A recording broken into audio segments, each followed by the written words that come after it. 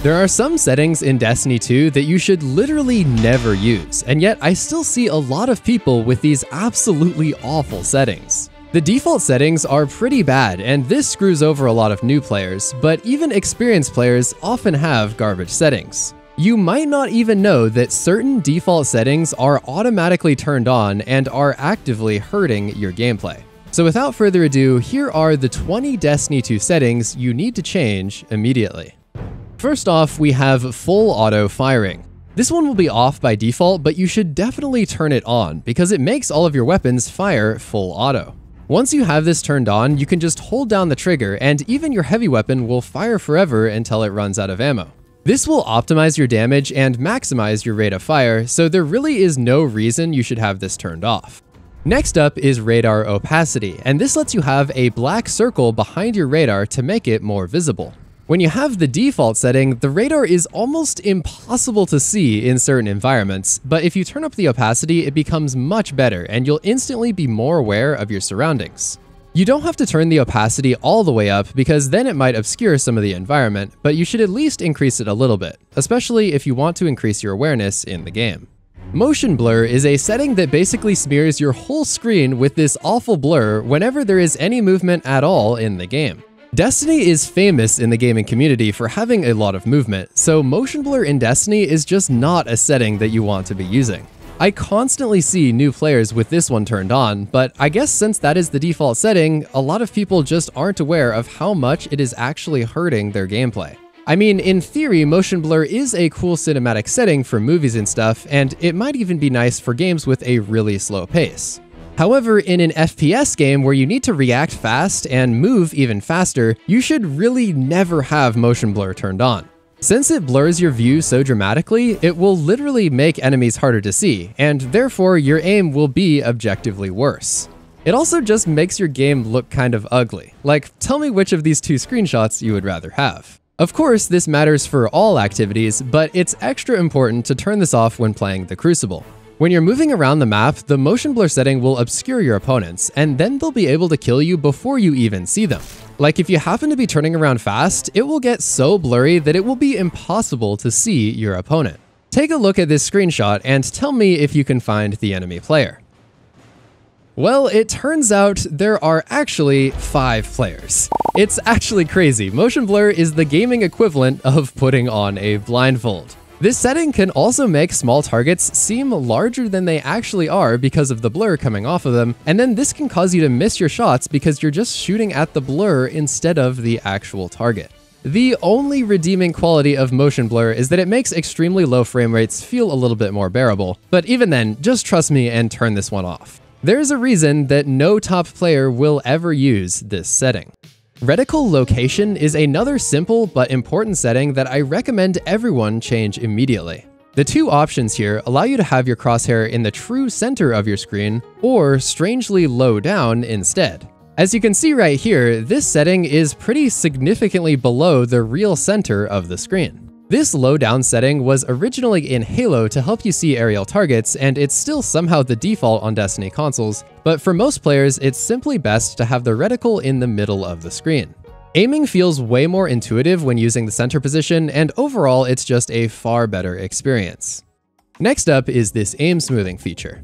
This will basically make it so that your aim will gradually accelerate smoothly instead of instantly reacting to your input. As you might imagine, this feels absolutely terrible, and you should never have this turned on. It might make your camera movement look more fluid, but it will absolutely destroy your muscle memory for aiming, and this will make you much worse at the game. Also, unfortunately, the game is bugged, and turning off aim smoothing in-game doesn't actually turn it off on PC. I know this is ridiculous, but to make sure it's fully turned off, you need to search this into Windows and then open this file. Find the aim smoothing line and replace the two with a 0, and this will finally turn off aim smoothing. And in case you're worried, this is completely legal and will not get you banned. All this does is change the setting, and the whole point of settings is that they are meant to be changed. Within your video settings, the 120 Hz mode is something you absolutely must turn on. This is a complete game changer that increases your refresh rate and therefore makes everything much more smooth and responsive to your input. This setting only exists on current generation consoles, but to be clear, this video is meant for all types of players. Some settings will only apply to controller and some only apply to mouse, but the majority of the settings in this video will apply to everyone, and there are clear chapters to indicate this. There are a lot of maps in Destiny 2, and everyone has their least favorite maps that they simply don't enjoy. Do you wish there was a setting where you could block your least favorite maps in order to avoid playing them so much? Well, in War Thunder, the sponsor of today's video, this is actually something that you can do. War Thunder is the most comprehensive vehicle combat game ever made. It has thousands of tanks, planes, helicopters, and ships from the past 100 years, dating all the way back to the 1920s. I love how they offer so many awesome settings like blocking your least favorite maps, but also customization like camouflages, historical markings, and decorations for all types of vehicles. The settings also let you customize the graphics, which are extremely detailed and realistic, and make the gameplay super immersive. War Thunder is free on your favorite platforms like Xbox, PlayStation, and PC, so download it now using my link in the description to claim a massive bonus pack if you're new or you haven't played in the last 6 months. You'll get an exclusive vehicle decoration, 100,000 silver lions, a 7-day premium account, and more. This is only for a limited time, so download it now and join the community of over 70 million people who play this amazing game. Getting back to Destiny, allow me to introduce you to Vsync. This is a setting that is supposed to reduce screen tearing, an issue where half of your screen updates to a new frame, but the other half does not. It looks like this, and understandably, you probably don't want this to be happening to your game. Unfortunately though, Vsync also adds a tremendous amount of input lag, making the game feel unresponsive and sluggish, especially in fast-paced environments. For this reason, you should definitely not use Vsync. Modern displays do not really struggle with screen tearing, so this is probably not something you need to worry about. It also seems that Vsync is only available on PC, so don't worry about this if you're on console. This next one is totally optional and is purely personal preference, but I thought I'd briefly mention it here since this is a video about settings. Some people choose to turn off the default color mode in favor of something like protanopia, even though they aren't actually colorblind. Due to reddish colors being rather common in the Destiny universe, some people find that the red on the radar doesn't stand out enough, so they prefer to have a yellow radar. Changing the setting to protanopia will do this. Sprint Turn Scale is a controller setting that I highly recommend you turn up to the maximum or close to it. The setting basically makes it so that you will turn faster while sprinting, and this helps us controller players be much more agile and have better movement. For example, this is what it looks like to turn normally, but this is what it looks like with the Sprint Turn Scale at maximum. The best thing about this is it doesn't really change your sensitivity, it just makes you turn faster when running. The functionality for this actually used to be a mod called Traction, but that has since been removed and replaced with this far superior setting, which I definitely vouch for. Film Grain is a subtle visual effect that basically adds this fuzzy filter on top of everything in Destiny 2. This is a thing from movies, and I guess some people want their games to look like movies, but I find that most people do not like this effect. When you zoom in, you can really see the added grain on the screen. You can leave the setting on if you like it because it doesn't really have any downside, but personally I don't really get the appeal, so I turn it off. This next one is another visual effect that basically adds these blue and red outlines to everything. It is called Chromatic Aberration, and it originates from physical camera lenses. In my opinion, it doesn't really enhance the look of the game. I've even seen some people say that it causes them eye strain and headaches, so definitely turn it off if this is something you're experiencing. Personally though, I think the most problematic thing with Chromatic Aberration is that it adds fake pings to your radar. I mean, that is a bit of an exaggeration, but check out this awful red outline that it puts on the left side of your radar. When you watch this clip, you can see how the additional red color makes it much harder to read the radar, especially if you're just glancing at it. Chromatic Aberration also blurs the edges of your screen slightly due to how the effect works. It's kind of like a permanent motion blur with the blue and red outlines around the edges of your screen. This one is pretty minor and you might not even notice the difference, but I thought I'd mention it here because a lot of people don't know what it actually does and they just have it turned on because that is the default setting. So turn this one off if you feel like it, but it's not going to make or break your gaming experience. On the other hand though, the ADS sensitivity modifier is a setting for both controller and mouse and keyboard, and it impacts how fast your crosshair moves while you're aiming down sights. This setting ranges from 0.5 up to 1.5, and I often see people making the mistake of setting this above 1.0. If it is above 1.0, this will basically make it so that your sensitivity will be higher while aiming down sights, and this extra speed can make it rather hard to accurately hit a target. The general philosophy here is that you want it to be at 1.0 or below so that you can be more accurate while aiming, but still feel fast when you're moving around the game. I know people often misunderstand what this does and have it set really high, so just turn it down and you'll thank me later. Personally, I play with this set at 0.5. A quick note here for my PC players, you should definitely turn on your frame rate cap and then set it somewhere around your monitor's refresh rate. This will make your frame rates much more stable and make it so that your computer isn't constantly stressing and wasting power trying to give you 10,000 frames per second in orbit. This setting right here is called depth of field. In order to better understand this, hold up one finger a few inches from your face and focus on looking directly at your finger. When you do this, you'll notice that everything else in the background becomes blurry. This is basically what this setting does in the game, and it is extremely annoying. For example, when you aim down sights on your weapon, you'll notice that the edges of your screen get very blurry. This is going to decrease your awareness of your surroundings just like motion blur, and obviously that is not a good thing. If you struggle with having tunnel vision and being unaware of your surroundings, well, this setting is probably why you're struggling. This setting also creates a strange blur all over your screen whenever there is an explosion or visual effect, so it makes the game generally look super smeared and messy. Especially considering that this setting takes a big hit on your system's performance, this should definitely be turned off unless you're trying to take a fancy screenshot or record something for a video. I believe this next setting only applies to those of us playing on controllers, and it is called Autolook centering.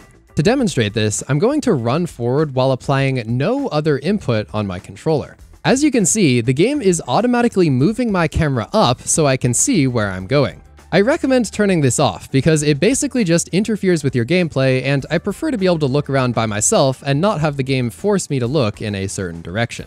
Next up, this one is more of a tip because it is something that most people don't even consider. When setting up the screen bounds, a lot of players incorrectly assume that this determines the size of the game on your screen. However, if you set the screen bounds really small, you'll actually notice that the game still takes up your entire screen and nothing actually appears to change. When you look closer though, you'll realize that setting a smaller screen boundary will actually make your radar and other parts of your HUD appear closer to the middle of your screen. I've seen a lot of top players doing this because having the radar and HUD closer to the middle of your screen makes them easier to keep track of because you don't have to move your eyes all the way to the very corners of the screen. This one is totally optional for you to change, but I just thought I'd share this little tip here because it is not very widely known. NVIDIA Reflex allows you to improve your latency speeds and basically just makes everything feel more responsive and snappy in the game. It's important to note that this does create a slight dip in your frames per second, but I would still highly recommend you use it because reducing the input lag is extremely important and basically just makes you instantly better at the game. You can also turn it to on plus boost, which kind of turns it into overdrive mode, further increasing the positive effects it has on your game. However, the boost unfortunately does override the power saving feature, meaning that you'll use a bit more energy. This next setting, called Wind Impulse, basically makes the grass and other foliage in the game react to your presence and abilities. Normally these bushes do not move when I throw a grenade at them, but with this setting turned on, you can see that they now do this extremely unnatural and almost glitchy looking movement. I don't think this movement looks like a realistic reaction to my grenade. Turn this setting off because A, it doesn't really look that cool, and B, having it on will slightly reduce performance. Also, Destiny players don't touch grass anyway, so it's useless to have it turned on. The next thing you'll want to check is the various text chats used to communicate with other players, both in your fire team and local destination. If you have these chats turned off, you'll probably miss out on comms from your teammates when they're trying to tell you something important or help you out. Especially when you're solo queuing, the team chat becomes an absolutely essential method of communication, whether you're discussing the mechanics of a strike or strategizing your upcoming super usage in PvP. Turn these on, and remember, you can always hide the chat if it gets annoying. Next up, we have the Radial Deadzone setting. This is an important one because it is extremely misunderstood, and the wrong Deadzone setting can really mess with your gameplay. The Radial Deadzone refers to the amount that you can move your thumbstick without it sending any signal to the game. By default, Destiny has a really big dead zone, which means I can move my thumbstick all around like this and nothing will actually happen in the game. As you can see, I have to move the stick quite a lot before the game actually responds, and this makes everything feel really unresponsive and slow. So therefore, you don't want a really high dead zone, but also be careful because you don't want a really low dead zone either. If you make it too low, you'll start experiencing something called stick drift, where your controller sends a signal even if you're not touching it, and you definitely do not want this. So to find the right balance, start with a really low radial dead zone close to 0, and then increase it until you stop seeing any stick drift. Then increase it a few more points to account for future wear and tear on your controller, and congrats, you've now found the perfect radial dead zone that is best for your specific controller. The axial dead zone setting is a bit more personal preference, but here is the best way to choose your preferred setting. If you take a look at the X and Y axes, this setting basically turns these axes into big magnets. So for example, if your stick is right here, it will get sucked onto the Y axis. If your stick is over here, it will get sucked to the X axis, and so on. The higher your dead zone, the stronger the magnet effect will be. Like I said, this one is personal preference, but generally something between 0 and 0.12 is what most players will want. Some people want 0 so that there is no magnetism effect at all, and some people want it a bit higher so that they can easily move perfectly vertical and perfectly horizontal. For the next setting, you can leave it on if you really want to, but I'd recommend turning it off if you actually care about hitting your shots. This setting is controller vibration. I understand that some people love the immersion that the vibration can provide, and I might even consider using it in like a super easy activity. But in more challenging situations where you actually care about your performance in the game, I'd definitely recommend turning it off. Controller vibration encourages you to grip your controller more tightly to prevent it from moving, and gripping it so tightly will probably decrease its lifespan and make your hands tired after several hours. At the end of the day, this setting rapidly drains your battery life and messes up your aim by literally shaking your hands, and it doesn't really have any benefits other than making the game slightly more immersive. Some people say that this helps them be more aware in the game, and okay, maybe, but this is really a situation where the downsides outweigh the upsides for most people. As I said though, you can leave this one on if you really want to, but personally I turn it off, and every top player I've ever met also turns it off. This next setting isn't technically a Destiny setting because it's more of a PC setting that greatly affects Destiny. Under your mouse properties, definitely turn off Enhanced Pointer Precision. This is basically the same as the awful aim smoothing feature we mentioned earlier, and this will massively screw up your aim and mess with your sensitivity. Also a bonus tip here, if you're a PC player, there is a way to almost completely turn off shadows in Destiny 2. You can't actually do this within the game, but again, if you search up this file, you can set the shadows to 0. You don't need to do this one, but I've seen a lot of top PvP players do this to increase performance and remove those dark areas from PvP maps. Keep in mind that it will take some time to get used to your new settings. It might be jarring at first, but after a few days, things will feel better, and ultimately, you will improve as a player. It might seem strange, but there is an unwritten rule that you should absolutely never delete this random blue armor piece. And to learn about that, watch this video covering the unwritten rules of Destiny 2. And also, go download War Thunder using my link below to claim that large bonus pack with the premium account, vehicles, and exclusive decoration. Play for free and join the community of over 70 million War Thunder enjoyers. Goodbye.